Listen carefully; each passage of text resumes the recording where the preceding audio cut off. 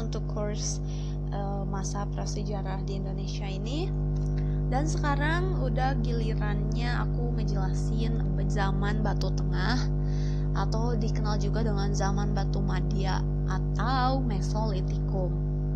Jadi ini tuh kelanjutan dari zaman Batu Tua yang kemarin aku jelasin, kelanjutan dari Paleolitikum yang kemarin udah aku jelasin. Dan di sini sama kayak kemarin aku juga bakalan bahas pengertiannya apa, bakalan bahas juga ciri-cirinya gimana, hasil kebudayaannya, dan hal-hal lain yang perlu kalian ketahuin tentang kebudayaan atau tentang zaman ini. Oke, kita mulai aja ya. Zaman Batu Tengah. Jadi kalau misalkan kalian nanti ada pertanyaan zaman Batu Madya, jangan heran, jangan kaget, karena ini sama aja. Maksudnya itu ini Mesolitikum. Bisa juga disebut zaman Batu Madya atau Batu Tengah. Nah, kenapa namanya Mesolitikum? Mesolitikum itu berasal dari kata meso yang artinya tengah dan litos yang artinya batu. Jadi zaman ini disebut Batu Tengah. Simple gitu aja. Nah, jadi zaman batu pertengahan ini diperkirakan berlangsung kurang lebih dari 20.000 tahun yang lalu. Nah, sebenarnya perkembangan kebudayaan pada zaman ini tuh berlangsung lebih cepat di masa sebelumnya. Soalnya yang pertama itu keadaan alamnya udah mulai lebih stabil dari sebelumnya. Jadi manusia bisa lebih hidup lebih tenang dan mereka ini bisa mengembangkan kebudayaannya. Jadi kalau di zaman sebelumnya mungkin mereka banyak rasa takut karena keadaan alam yang masih wah gitu. Kalau di zaman ini keadaan alamnya udah lebih stabil, jadi mereka bisa hidup lebih tenang.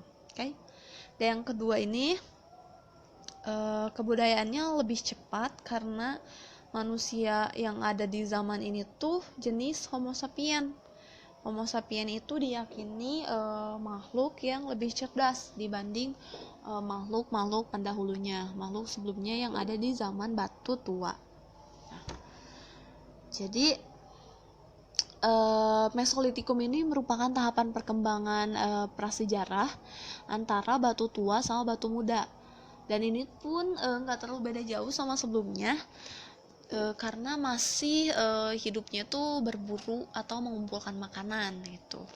Nah, coba kita bahas ciri-cirinya. Nih, kita lihat nih di ciri yang pertama. Di ciri yang pertama dimention kalau masih nomaden dan melakukan food gathering atau mengumpulkan makanan. Jadi belum terlalu banyak perubahan signifikan kalau untuk mata pencaharian atau untuk tempat tinggalnya gitu. Yang kedua itu alat yang dihasilkan nyaris sama dengan Paleolitikum, yakni menggunakan alat batu kasar. Jadi karena masih gak beda jauh sama Paleolitikum, jadi kebudayaan yang dihasilkan atau alat-alatnya pun masih sederhana, masih alat batu kasar.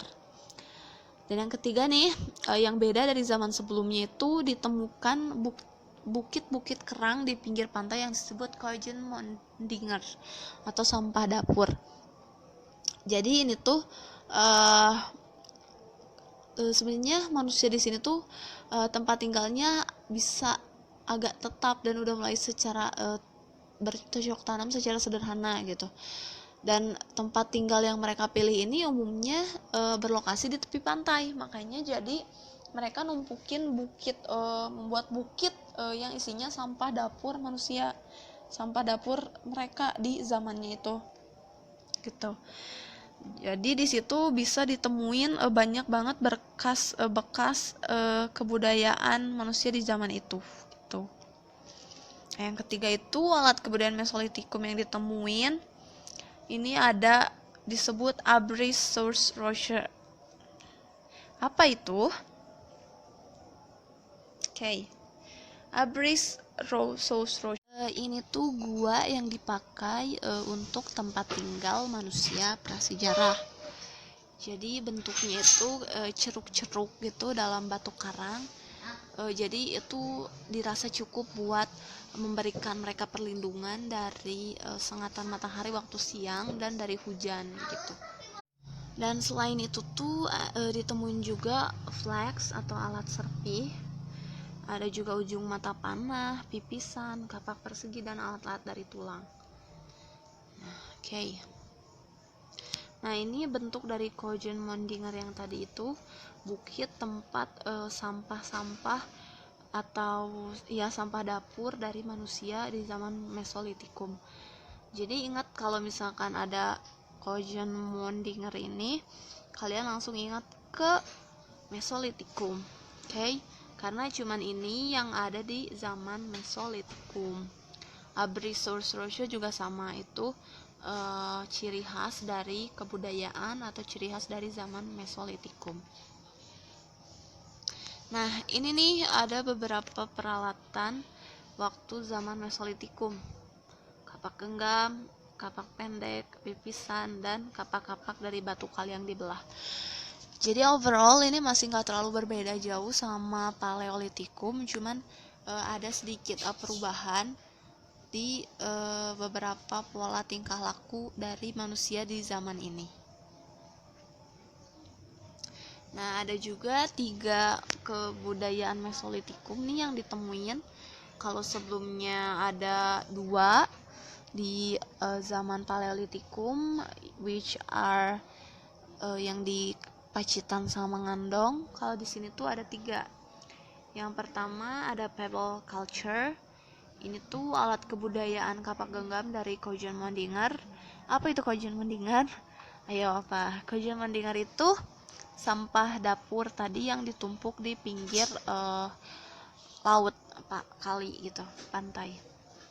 Dan yang kedua itu ada bone culture. Ini tuh alat-alat kebudayaan yang dibuat dari tulang.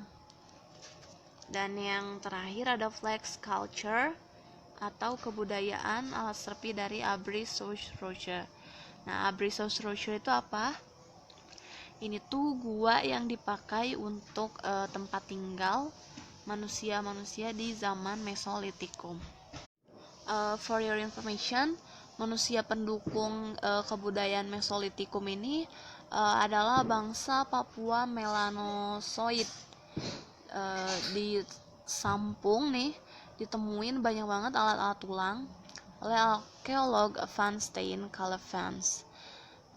Jadi diperkirakan ini tuh yang jadi suku nenek moyang suku bangsa Papua yang sekarang. Nah, pokoknya itu dia kebudayaan Mesolitikum, zaman Mesolitikum dan ciri-cirinya. Ada beberapa keyword yang harus dihafalin atau yang harus diingat, dimana hasil kebudayaannya nih yang ini Kojenmondinger ini sama Abricursurtia ini, ingat ini tuh hasil kebudayaan dari zaman Mesolitikum. Jangan ketukar dan jangan kebalik, oke? So, mungkin segitu dulu aja dari aku untuk zaman Mesolitikum ini. Nanti aku lanjut untuk bahas zaman Batu Muda atau Neolitikum. So, thank you for your attention. Semoga bisa dimengerti dan dipahami. Bye!